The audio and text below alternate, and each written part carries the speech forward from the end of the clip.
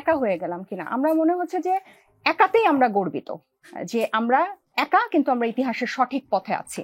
আমাদের এই জুলাই সনদের আইনি ভিত্তি বা এটার বাস্তবায়নের পদ্ধতি, যেটাতে সব দল একমত হয়েছিল, এটা ছাড়া, এই সইটা একটা আনুষ্ঠানিকতা ছাড়া আর কিছু না, এবং আমরা একা, এবং এটাতে আমরা এখন গর্বিত আরো বেশি। তাজনুল জাবিন নাহিদ ইসলাম লিখেছেন, কথিত আনুপাতিক প্রতিনিধিত্ব আন্দোলন যা জামায়াতে ইসলামী শুরু করেছিল আসলে ছিল এক পরিকল্পিত রাজনৈতিক প্রতারণা।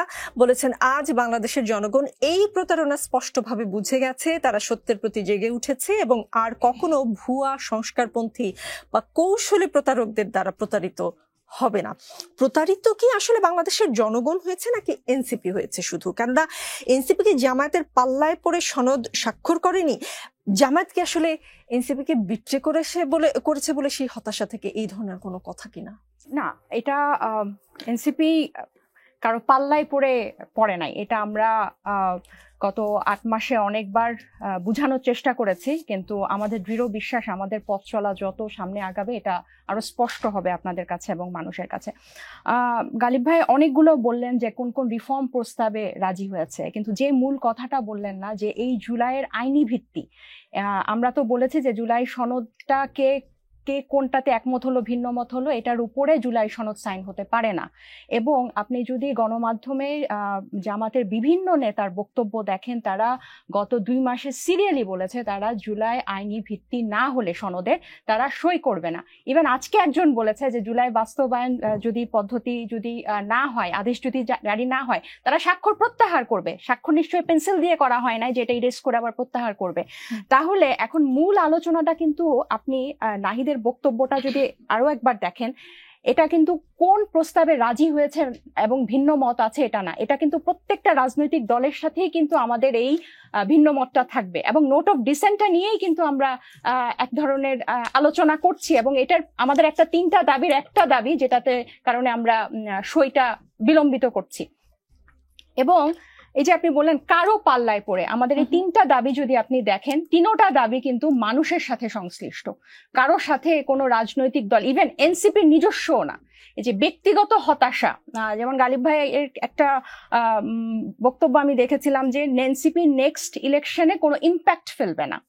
দেখেন, নেক্সট ইলেকশনের কে এইম করে এনসিপি রাজনীতি করতে আসে নাই। এনসিপির জন্মটা গণ অভ্যুত্থানের পরে, এবং এই যে রিফর্মগুলো এবং গণতান্ত্রিক পথে যে বাংলাদেশের যাত্রা, এটাতে আমাদের দৃঢ় অবস্থান আমরা বারবার ব্যক্ত করেছি। আরেকটা বিষয় একটু তাজুবা, বুঝলাম যে আসলে জামায়াতও চেয়েছিল বা বলেছিল আপনাদেরকে আইনি ভিত্তি না হলে তারা স্বাক্ষর করবে না, কিন্তু জামায়াত স্বাক্ষর করে ফেলেছে। এই প্রশ্নটাই আসলে আপনাকে করেছিলাম যে জামায়াত স্বাক্ষর করে ফেলে আপনারা একা হয়ে গেলেন কিনা। সাথে আরেকটা বিষয় বুঝতে চাই, নাহিদ ইসলাম যেটা বলেছেন যে সংবিধানের একটি সুরক্ষা হিসেবে ভোটের আনুপাতিক প্রতিনিধিত্বের ভিত্তিতে উচ্চকক্ষ প্রতিষ্ঠার বিষয়টি মৌলিক সংস্কারের অন্যতম দাবি ছিল। আমরা এই ধরনের মৌলিক সংস্কার এবং বৃহত্তর জাতীয় ঐক্যের ভিত্তিতে জুলাই সনদের আইনি কাঠামো তৈরির জন্য একটি আন্দোলন গড়ে তুলতে চেয়েছিলাম, কিন্তু জামায়াত এবং তার সহযোগীরা এটি ছিনতাই করেছে। তারা একে একটি কাঠামোগত পিআর বিষয়ের মধ্যে সীমাবদ্ধ করে ফেলেছে এবং এটাকে তাদের ক্ষুদ্র দলীয় স্বার্থ উদ্ধারের জন্য দর কষাকষির একটি হাতিয়ার হিসেবে ব্যবহার করেছে। মানে জামায়াত কি পেতে আসলে দর কষাকষি করেছে, কার সঙ্গে দর কষাকষি করেছে, এই বিষয়ে কোনো প্রমাণ আছে কিনা, নাকি জামায়াতের প্রক্সি দল এনসিপি না, বা জামায়াতের সাথে একটা দূরত্ব হয়েছে সেটা প্রমাণ করার জন্য আপনারা এটা করছেন, এটাও আপনাদের একটা রাজনৈতিক কৌশল? আপনার প্রথম প্রসঙ্গটাতে আসি যে একা হয়ে গেলাম কিনা। আমরা মনে হচ্ছে যে একাতেই আমরা গর্বিত, যে আমরা একা কিন্তু আমরা ইতিহাসের সঠিক পথে আছি। আমাদের এই জুলাই সনদের আইনি ভিত্তি বা এটার বাস্তবায়নের পদ্ধতি, যেটাতে সব দল একমত হয়েছিল, এটা ছাড়া, এই সইটা একটা আনুষ্ঠানিকতা ছাড়া আর কিছু না, এবং আমরা একা, এবং এটাতে আমরা এখন গর্বিত আরো বেশি। দ্বিতীয় প্রসঙ্গে আসি যে কোনো ধরনের আলোচনা হয়েছিল কিনা। আপনার নিশ্চয়ই মনে আছে যে যুগপৎ আন্দোলনে তারা এই পিআরের দাবিতেই কিন্তু রাজপথে গেল। এখন আপনি যখন মৌলিক সংস্কার, একটা গণ অভ্যুত্থানে কিন্তু সব দল অংশগ্রহণ করেছিল, সবার মধ্যে কিন্তু একটা প্রকাশ্য অপ্রকাশ্য যোগাযোগ ছিল, এবং আপনি যখন গণ অভ্যুত্থান পরবর্তী বাংলাদেশের মৌলিক সংস্কার এবং গণতান্ত্রিক দিকে যাওয়ার যে সংস্কারগুলো নিয়ে যখন আন্দোলন করবেন, আপনি যদি সবাই মিলে আন্দোলনটা করেন তখন কিন্তু এটা আরো স্ট্রং হয় দাবিটা আপনার, কারণ এটা কোনো দলীয় না, এটা জাতীয় একটা দাবি, বাংলাদেশপন্থী দাবি।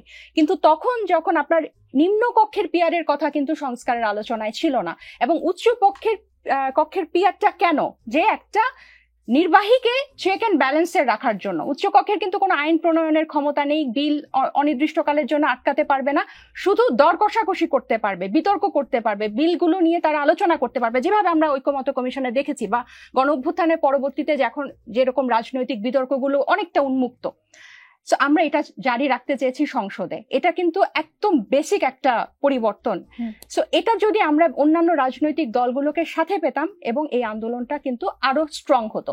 কিন্তু ওইখান থেকে ছিটকে গিয়ে যখন আপনি নিজ দলের স্বার্থে আপনি যখন শুধু নিম্নকক্ষের পিয়ারের জন্য, আপনি যদি বলতেন যে মেয়েদের মনোনয়ন 2025-এ এসে 5% দলীয় কেন, এটা কেন 50% হবে না, 20% হবে না, আমি যেতাম ওখানে ওই আন্দোলনে, তাহলে এটা তো কোনো ধরনের গণতান্ত্রিক দিকে আগানোর মতো কোনো দাবি তারা করে নাই। এবং তারা আলোচনা চলাকালীন সময়, ঐক্যমত্য কমিশনের আলোচনা চলাকালীন সময় আলোচনা টেবিল ছেড়ে তারা চলে গেল রাজপথে, এবং অনেকটা একাই তাদের নিজস্ব এজেন্ডা নিয়ে, পুরো ব্যাপারটা নিয়ে কিন্তু তারা গেল না।